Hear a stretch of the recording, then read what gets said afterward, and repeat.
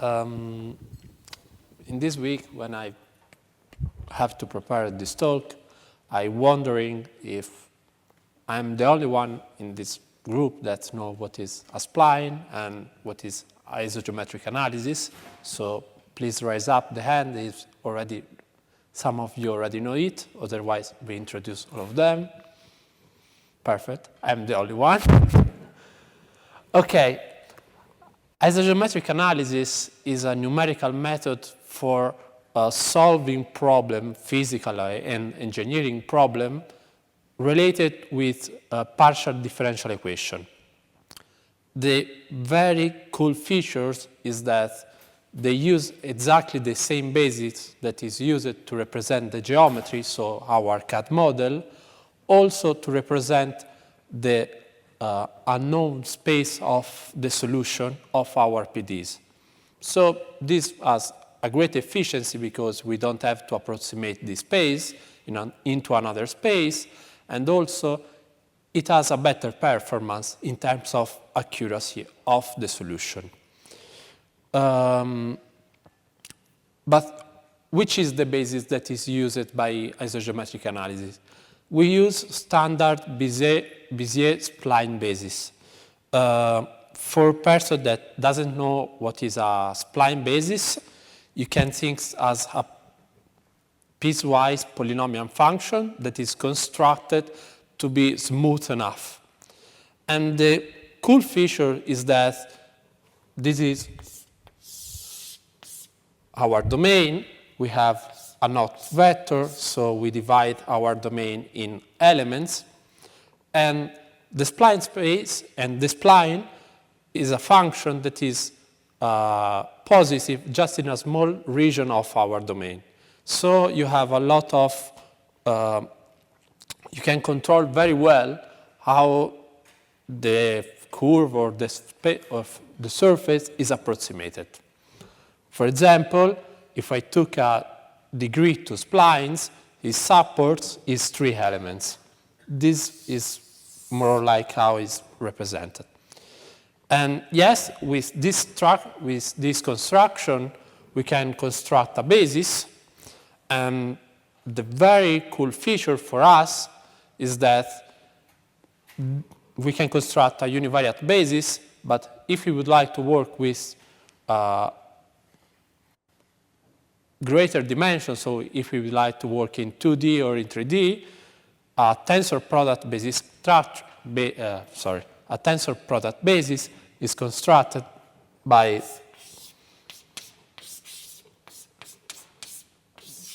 tensor. So it's constructed as a product of univariate basis, which is perfect because we have a basis that we can easily decompose for free. OK.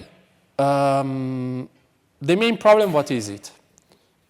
We are fine if our basis is perfect. We can easily solve our problem.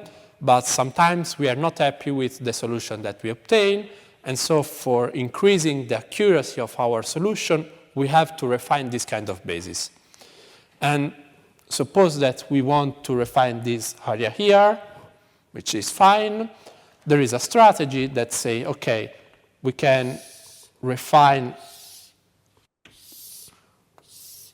all the elements, but to keep the tensor product structure, but it's fine because we keep this property that we really like, but sometimes you refine additional elements that you are not interested in. And for this reason, a lot of studies are conducted in constructing hierarchical basis, and the idea of hierarchical basis is, OK, refine exactly what you need, which is perfect because our systems are smaller, so we can compute it in an efficient way. But we are sad because we lost this property. OK, now the introduction is already ended, so I start with the presentation. I'm starting with a fast forward on isogeometric analysis for a single patch. So here we have our boundary value problem, and we have our geometry parameterization. So we move from a parametric space to a physical space. The first step when we deal with a boundary value problem and we want to solve with an isogeometric approach is to write the weak form of the problem, and after that we decide to don't solve it in the physical space because it is an infinite space, but we would like to restrict to a parametric space because it's finite. And after the pullbacks of our problem in the parametric space, what we obtain is a linear system. And before solving linear system, one very huge problem is creating the system matrix and the solution vector.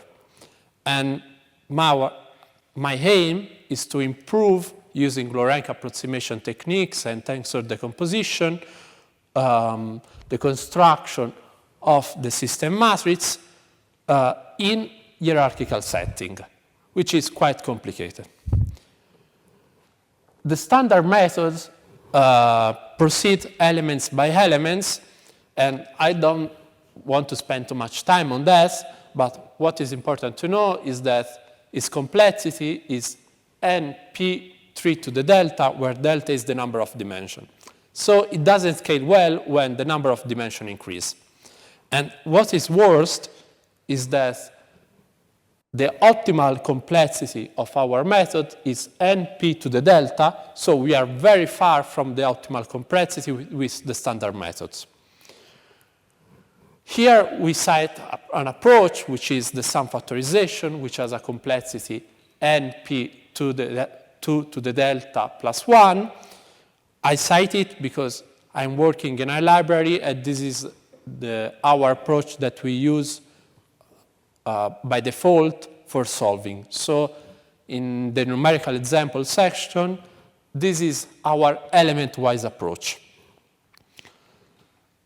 But yes, for tensor product, using the fact that we can write the basis as product of univariate basis and decomposing our weight function in an acanonical rank decomposition, we can construct the mass matrix or the system matrix as a sum of few Kronecker products.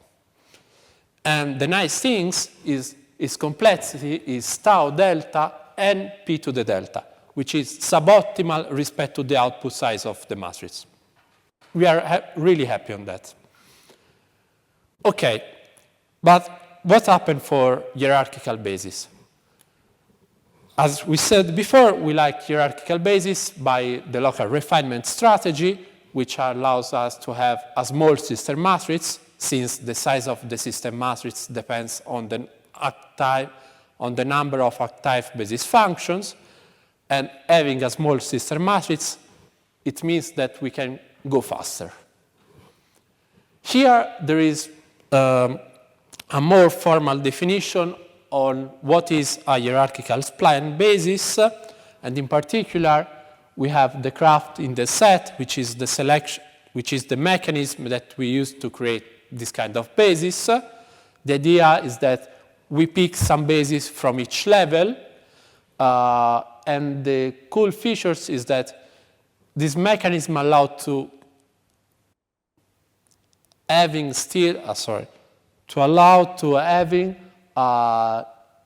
a basis, so we have a linear independence between the basis function. We decide to represent this kind of set with a retraction matrix, which is a matrix that if we multiply with the underlying tensor product basis, it extracts the active basis function for that specific level. And by stacking all the functions that we have for all the level, we construct our basis. Is a new sort of representation, and we like a lot. Okay, this is a very, as you can say, very precise aspect, which is hierarchical spline basis can have a lot of levels. And we would like to measure, in terms of level, the maximum difference between two active basis functions that interacts, which means that they overlap their supports.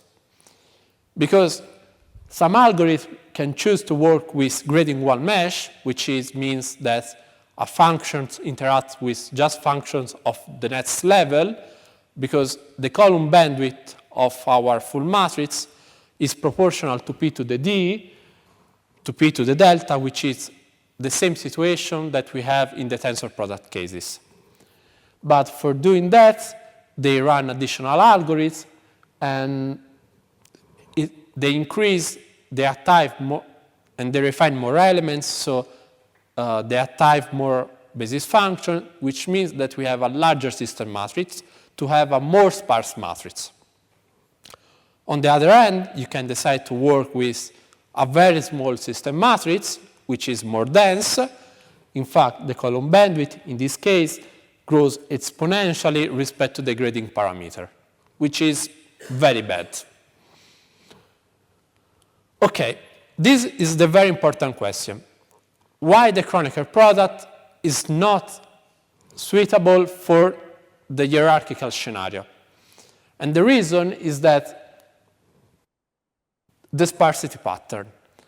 Because for the Kronecker product, what we do for computing it fast is compute just the entry that are non-zeros. And so instead of having an algorithm that is n squared, we have an algorithm which is really fast. But for hierarchical basis, the sparsity pattern depends on the mesh and not on, like for the tensor product basis, but we cannot represent it leveraging on the Kronecker product structure. So here we have the mass matrix for a hierarchical basis. By ordering the basis function according to the level and the index set, we are able to extract to find a block structure of this matrix. And in particular, if we took a block MKL, the MKL represents the mass matrix computed interacting the basis function at type on level K and level L. Very simple. Here we have the single block matrix, and the idea is that, okay, we can compute just this particular block, and substituting with the definition that we give before of hierarchical basis, we can represent the mass matrix for this single block as a product of RK transpose TKL RL. And the nice thing is that TKL is the mass matrix constructed on the underlying tensor product basis. So this matrix can be represented in the Kronecker format, which means that we can compute it as a sum of product of univariate integrals, which is very great in terms of computation. And the other ingredients is the fact that even the restriction matrix can be, a sort of sense, represent as a sequence of Cassar-Array product. So we can decompose even those matrices per respect to the dimension. And thanks to that, we introduce our format, which is the Hadamard format. And the Hadamard format, it allows to compute the block matrix as a sum of few Hadamard products. And this is very great from a theoretical point of view. I'm stopping a moment asking if there is some question about that.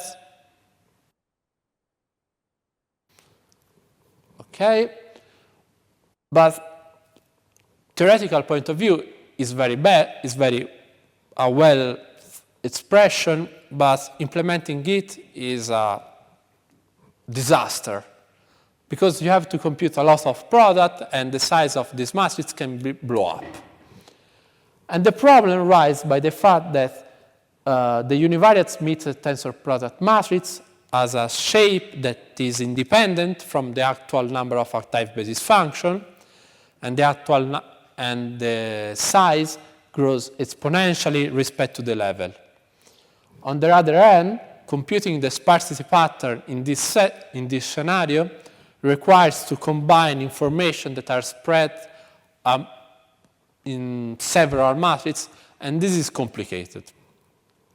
So, for overcoming this issue, we introduced for the first problem the edge matrix, which is obtained by defining an edge set, which is the projection along a single dimension of all the active basis function. So we extract the component along the dimension D, and then we can use this set and integrate on this set with the standard method. And what we obtain is that the size of the edge matrix is proportional to the size of the index set projected. And the nice part is that each element that is computed in this matrix, it will be used at least one time in the computation of the final matrix. For the other problem, we observed that the matrix representation is not so good. And we would like to work with other representation. In particular, we would like to not decompose our restriction matrix, but having just a very nice way to explore this sparsity pattern. And for doing that, we introduced the compressed sparse fiber, which is a sparse tensor representation with a low memory consumption. And yeah, if you work in computer science, you know that for matrix there exists the compressed sparse row and the compressed sparse column, and the compressed sparse fiber generalize it. And the really nice things is that it conceptually can be represented the restriction matrix in a tree structure. Here we have the comparison, and on the left we have the univariate restriction matrix for a specific level, and on the right we have the restriction tree for that specific level. And the cool thing is that we have a single structure, and all the levels and a specific level of the restriction tree represent a specific dimension. And thanks to the tree structure, our idea to compute the sparsity pattern, it becomes, okay, we have to explore, visit this tree, and so let's try to use a DFS. In particular, we are not interested in visit all the tree, but just a portion of the tree. And so for that reason, we introduce a restricted DFS, which is a classical DFS in a tree structure with an additional pruning step that allows to discard paths that represent zeros entries in the final matrix. Here we have the representation. After that, we found this match, and the idea is that the restriction matrix, the restriction tree on the left selects a column of the edge matrix, a row of the edge matrix, and the restriction tree on the right selects a column. And so we are able to find the elements, and then we can compute the entry of the matrix just with a scalar product of these elements. So our algorithm, in a sort of sense, it becomes no longer element-wise, but it becomes entry-wise. And the cool thing is that asymptotically computing the sparsity pattern for a single entry, it can be done in a constant time, and so compute the value of that entry as a cost which is tau delta, which is exactly the number of sum and the basic operation that we have to perform. Here we have the complexity analysis of our algorithm, and by denoting with n the number of degrees of freedom, and with Z the average bandwidth of 1 of degrees of freedom, our algorithm has an overall complexity which is tau delta and Z, which is, in a sort of sense, which is suboptimal respect to the size of the output of the final matrix. In particular, if we consider tensor product mesh, so uniform refinement, where the average column bandwidth is proportional to p to the d, we have that our algorithm has a complexity which is tau delta n p to the d, which is exact the same complexity that we derive for the Kronecker format. Finally, we have some experiments in order to conclude. We start from experiment on uniform refinement, and the idea is that we can compare in this way the element-wise, which is the one that is based on sum factorization, HLR, which is our method, and LR, which is the method based on the Kronecker format. As we can when we test respect to the degrees of freedom, okay, sorry, I forgot to say one thing. On the left, we have always 2D example, and on the right, we have the corresponding 3D example. So our methods work for any sort of dimension. And when we test respect to the degrees of freedom, we can observe and that all the methods are linear with respect to the degrees of freedom, and which is very nice. And when we observe respect to the polynomial degree, we can observe that LR and HLR, LR is turned off. Okay. LR and HLR has a complexity which is p to the d, and so the slope of the regression lines is something which is close to the d. We are even below of d, so which is very great in a sort of sense. And also the element-wise, it's below of the theoretical result expected, but as we can see, it grows with a very differential rate. Then we have the same experiment in the hierarchical setting. We have respect to the degrees of freedom, and yeah, we have 2D on the left and 3D on the right. And what I want to observe is that specifically on the top right picture, we can show that in a comparable time, HLR assemble the same matrix, assemble a matrix which is an order of 10 times more bigger respect to the classical element-wise. So we have a very good speed up in that sense. Here we have respect to the polynomial degree, and yes, as we can observe in the tensor, as we can show in the tensor product cases, even in hierarchical cases, we still have this very good scaling, so our method scale proportional to D, meanwhile the element-wise scale proportional to 2 delta plus 1. And then we have some experiment respect to the mesh grading, which is, as introduced before, the maximum difference between two interactive basis functions. And here we compute the cost of our method per entry. And what we can observe is that the Hadamard product sums, so the part that effective assembly the full matrix, is constant. And this is a very good result because in literature, some methods that are presented and reach good result just when the grading is equal 1, because for the construction of their algorithm, they require that the grading is 1. Meanwhile, our algorithm works well for any sort of grading. We cannot say nothing about the element-wise because the behavior is strange, but the overall of our algorithm depends on the Hadamard product sums, so on the assembly, when especially in 3D, because in that case, the gain of using just univariate integration is very huge. And finally, we have some tests above the rank. And what they observe is that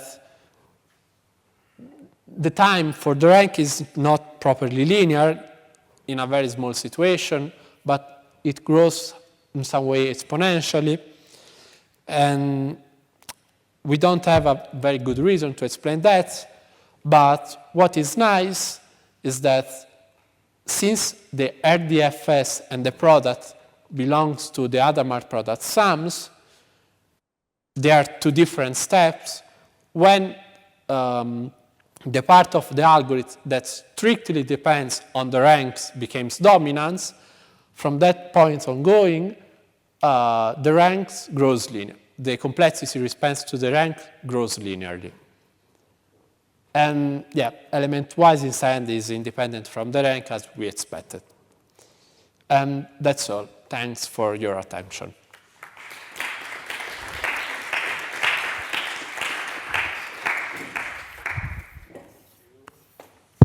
Thank you. Questions?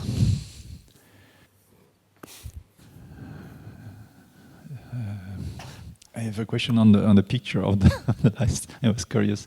What is expected to model a low rank approximation? No, this is the geometry that we use. And the problem is that since we use a low rank approximation, if we use this geometry is created artificially to possess higher rank.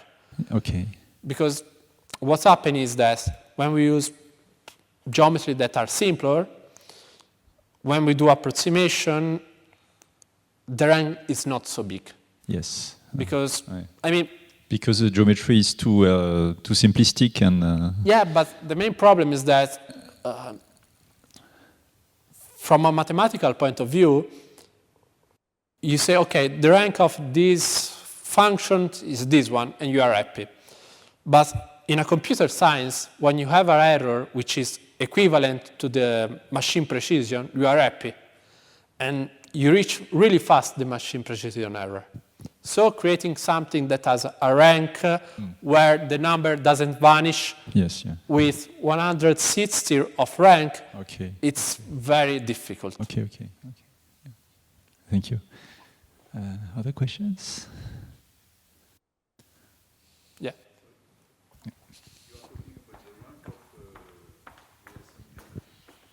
The rank of when we represent the weight function in the canonical decomposition, we are not interested in decomposing the function in a perfect way, but we would like just to approximate it. And what we observe is that if the geometry is, it's not too complicated, the rank is very small. And for a test where we would like to study the behavior with respect to the rank, we have to find something where the ranks is higher, and in particular, the edge matrix associated with the latest rank as values which are not close to 0 by the porting the number in the computer. So this is the rank of the, say, the tensor approximation. Of, what? Sorry? The rank of the tensor approximation. Yeah, the rank of the tensor, not the matrix. Yeah, it's the rank of the tensor approximation of the weight function that we use. Okay, thanks. Other questions? If not, thanks again.